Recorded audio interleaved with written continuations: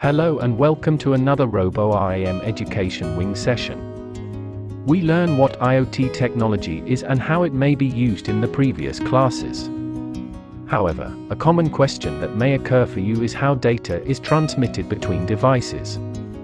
So, in this session, we'll learn about the many communication routes accessible for data transfer in the Internet of Things. Let's get this party started. Standard protocols and networking technologies are primarily used in IoT. RFID, NFC, low-energy Bluetooth, low-energy wireless, low-energy radio protocols, LTE-A, and WiFi-Direct are the primary IoT-enabling technologies and protocols. In contrast to a typical uniform network of common systems, these technologies support the particular networking functionality required in an IoT system. Let's take a look at each one separately. NFC and RFID are the first two. For identity and access tokens, connection bootstrapping, and payments, RFID radio frequency identification, and NFC near-field communication provide simple, low-energy, and adaptable choices. RFID uses two-way radio transmitters and receivers to identify and track tags attached to things. NFC is a set of communication protocols for electronic devices, usually a smartphone and a standard device. The following one is about Bluetooth Low Energy. This solution satisfies the IoT's low power, long use requirements while utilizing a common technology that is natively supported across systems. Low Energy Wireless is the third type.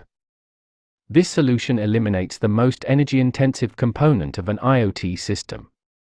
While sensors and other parts can be turned off over extended periods of time, communication lines, such as wireless, must remain in listen mode.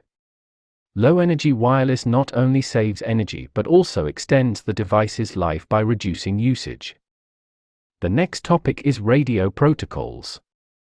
Radio technologies such as ZigBee, Z-Wave, and Thread are used to create low-rate private area networks.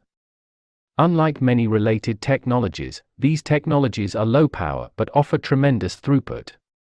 This boosts the performance of small local device networks while avoiding the usual expenditures. LTE-A is another notable mode of communication. LTE-A, or LTE Advanced, is a significant update to LTE technology that improves coverage while simultaneously lowering latency and improving capacity. It gives IoT considerable strength by widening its range, with the car, UAV, and similar connectivity being the most major uses. The last option is WiFi-Direct. There is no requirement for an access point with WiFi-Direct. It enables P2P, peer-to-peer, communications at Wi-Fi speeds with minimal latency. WiFi-Direct removes a component of a network that slows it down, and it does so without sacrificing speed or throughput.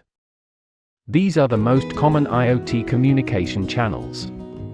We hope you learned a lot about these various sorts. In future classes, we'll look at more IoT topics. For further information, subscribe to our YouTube channel. Bye.